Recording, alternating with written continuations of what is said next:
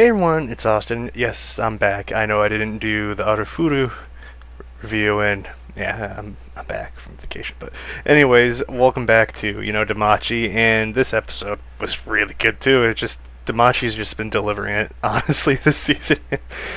uh, I'm happy about it, but nonetheless, let's begin with the review. So we see kind of Hestia standing in front of the house while everyone's kind of just waiting around. They're all waiting for Bell to show up, and obviously he shows up. They head to getting ready to go to the game. And I'm going to avoid saying that word because YouTube is very picky lately with words. My Shield Hero video has learned that a couple times, but nonetheless, we see Bell kind of heading off in this carriages and kind of see everyone talk about how they're rooting for him, and we kind of see this overwhelming support with some people for Bell because he's a little rookie.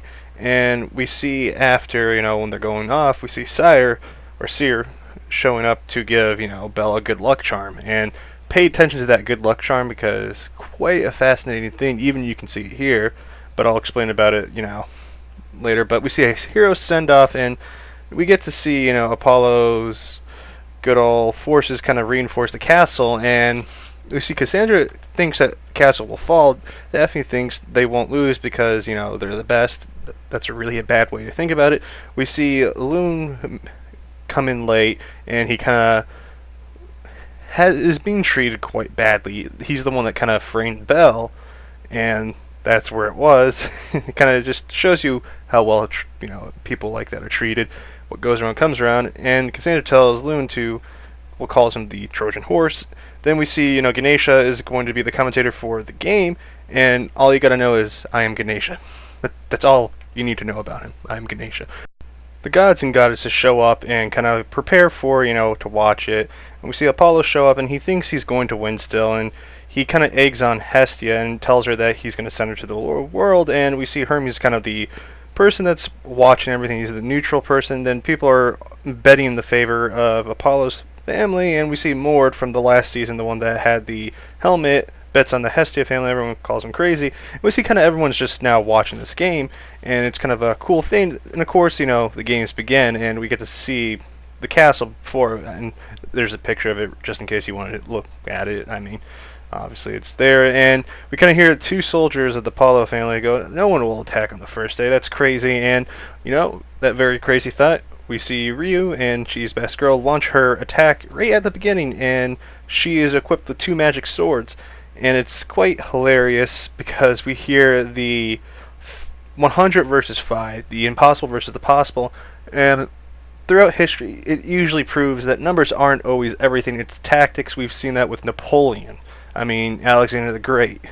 I'm bringing up a couple of those examples so people can research that. I recommend researching that stuff. But we see that Welf actually made the swords, which is kind of cool, and we see, they send 50 troops after her, and she, obviously her sword breaks, both of them. And while she's distracting these people, we see Miku, I'm going to call her Miko, or Mikonado. Miko is going to be what I'm going to call her because I like her. But she sneaks in, and we see all of a sudden now an elf recognizes that Ryu's an elf and gets all mad at her, saying that you're using swords that wiped out their villages. Kind of get a little background of why she never really would want to touch that are elves. And I think it's a good little world building aspect of the anime to kind of throw that in and have a question now, like, what's the background of this? Do I need to go read the light novel? And most of the time I suggest reading the light novel. If you don't understand anything, that's what I'm going to do. But we see the kind of the contrast, the blind hate versus hate, and most of the men that went after her fall to her. Then we see Miko be like really and I really like her, but she uses this gravity spell to hold her and the guards down, and it kind of stops them where they are. And we kind of see it's kind of a sacrificial kind of thing, that it's because she can't go herself, and we've seen this before in the last season. It's just a very powerful spell, and everyone's impressed about her and Ryu just going in there and destroying stuff. And honestly, this team is quite powerful, and we see Hermes is now kind of like suspicious of someone getting info, because this is all happening faster than he expected. And I can't stress enough, even if you played Rainbow Six, you should know this for Battlefield. Information is the key factor of winning in a battle most of the time, and that's how it usually goes. And we see, Lily actually opened the gate for Wealth and Belle, Cassandra saw through, Lily's magic. All of us kind of just realized, oh, that wasn't, that who it was, and she kind of was given inside information causing chaos. Apollo thinks that he's being betrayed. Daphne sets up the last line of defense. Wealth uses his spells, obviously, to counter the people that are using magic and wipes them out. Belle moves on to the tower. Beta sees that Belle basically wants to win with his own strength because the twins go, why isn't he using a magic sword? And he kind of got a thing. But Cassandra actually tells wonderful person over here to run, but he thinks he can handle Belle on himself, and underestimating the force you're going against is the worst thing you can ever do in a situation like this, and it was building up to that, and quite honestly, it was really well done. But we see, Belle start to kind of activate Argonaut, and while this is all going on, we kind of see everyone's fighting their own battles, everyone's, supporting Belle in this endeavor, and just a really good moment to kind of like take in and see that Belle isn't on his own strong. He needs a good team.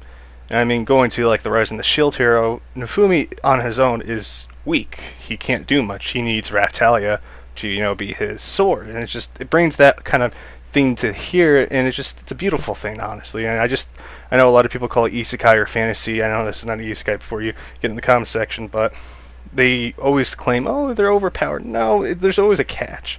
But we see Miko's magic break, and now Belle kind of fires Firebolt from below and destroys the entire building.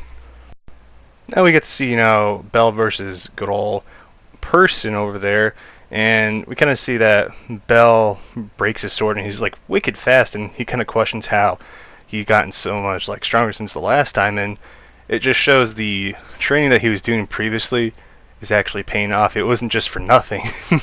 Obviously, we had a long time. That would be kind of weird, but nonetheless, we kind of see, Cassandra jump on Belle from, finishing off her commander because, in this one it was 3 days for, Belle had his force had invade, while Apollo's had to defend the castle, and whoever, captured the enemy commander would win. And kind of, it's self-explanatory. I don't feel I needed to explain it, but just in case some people got lost. But we see that good old wonderful person over here launches a Homan attack on Belle, and he actually Belle tries to counter it with his firebolt, but it is no use. He obviously gets hit, and he gets up and just punches the wonderful person, and we get this whole thing back again. A finishing blow is the closest to the thing to letting your guard down, and when you're almost been beaten, it's when you truly have a chance to kind of win this sense. And I know someone talked about that in the comments section. Good on you for explaining that further, better than I had time to. But Belle obviously wins, and we see Mold won his bet along with Nasa, and Hestia now has this wonderful time, and it's beautiful to say the least on good old Apollo. And it was really hilarious because going back to the whole everyone betting against Hestia's family, the underdog won in this one, and nonetheless it was 10 out of 10, and shows to careful what you bet right away. You always should be careful. But nonetheless, going on to like the last moments of the episode, Hestia is being the smug Hestia that we all love and care for, and she claims all Apollo's possessions as hers and his familias to be, disassembled, and he's never to step foot back into the country. And she pulls the what he was going to pull on her kind of thing, and it's good revenge. And I love this face, I really do, because that's what you get. You don't set up Belle, and it kind of reminds me of when Nofumi got his revenge, but unless it's not the biggest thing, or he got justice. But nonetheless, we see kind of this necklace, and it's the Argonaut's necklace, which is something I'm pretty sure, if you don't know yet, the Argonaut's kind of like Hercules in a sense, but it's in a different mythology. Just want to explain that to you. That's why you kind of see Freya's smile, and I'll explain a little bit more at the end. But Lily was useful, and now Hestia has a new home. Well, the Hestia Familia has a new home, and I know the question's going to be, are they going to stay with Hestia? The other people that joined into the Familia just for this game, and look, that's my question too, and I'm pretty sure they will. I'm pretty sure some will leave, most will stay, but anyways, obviously it's the Apollo Mansion. We saw that in the opening, and Hestia starts to make a new emblem for, the Familia, which is the Guardian Flame, and it's Bell, a bell, for Bell and Hestia kind of thing. And I thought it was hilarious, but nonetheless, going to, the whole Argonaut thing, from what my knowledge is from studying all this outside, anime, Argonaut's kind of like the whole Hercules thing. He's a demi-human, well, not a demi-human, a demigod. There we go. Thinking of Shield Hero, but Freya ends up falling in love, if I'm not mistaken, with Hercules, which kind of makes sense why everything's happening in this the way it is. That's just my 2 cents in it, but what's your opinion on that one? I'm kind of curious. But nonetheless, I know I promised a special announcement at the end of this, and before I get to that, I want to just say this episode was honestly a really good episode. And as I said before in the beginning, Danmachi just keeps giving us good episodes, and it's filling that void that, Shield Hero left of a good fantasy anime. And there's other animes, obviously, kind of like, Do You Love Your Mother? And a really long name for an anime. But what did you think of this episode? Who's your favorite girl? Obviously, mine's, Ryu and good old Lily. Lily, not in that weird way, but more of a, she I'd like her as my daughter or something. Protect her. We must protect Lily because she is useful. Remember, Lily is useful, and I am Ganesha. That's all you need to know about this episode. Please tell people if they ask what the episode was. But now going to the special announcement that I promised on Twitter. I am going to be doing a first impressions video on if it's for my daughter I'd even slay a demon lord. And I thoroughly love this anime, and obviously there's going to be a second anime I'm going to be doing an impression video on. I won't reveal that until probably the next review, which is the one I usually do on Saturday. So pay attention for that video. It'll be at the end, obviously, too. But thank you for watching, and can't wait to actually come out with this video because I love Latina, and she's adorable.